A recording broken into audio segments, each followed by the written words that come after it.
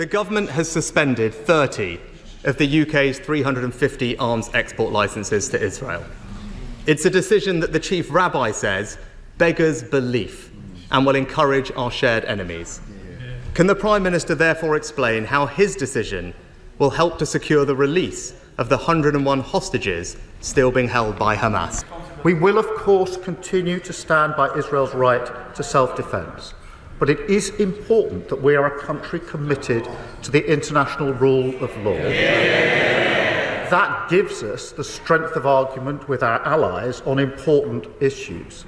This is a difficult issue, I recognise that, but it's a legal decision, not a policy decision. And the Prime Minister knows the framework, and they issued the guidance, they know what the test is, that test has been assessed, we've come to a conclusion, and we've put that before the House to consider. Mr. Speaker, not only do these decisions have geopolitical consequences, but they also have emotional ones too. And the Prime Minister took this action on the very same day as the funerals of Israeli hostages murdered by Hamas. It's something that the Board of Deputies described as a terrible, terrible message to be sending.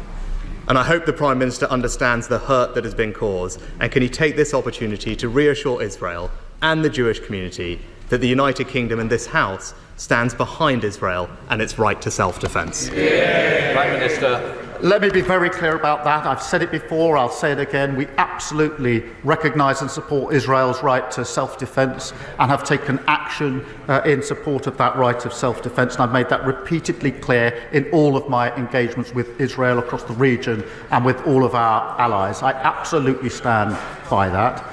But in relation to licences, this isn't an Israel issue. It's the framework for all licences that have to be kept under review. It's the same test for all licences, as the Prime Minister knows.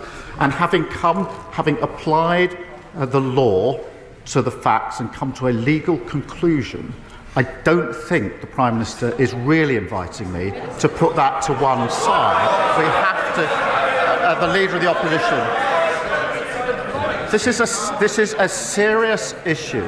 We either comply with international law or we don't. And we only have strength in our arguments because we comply with international law. I appreciate the party opposite didn't think that international law mattered, and that's why we got into the difficulty we did.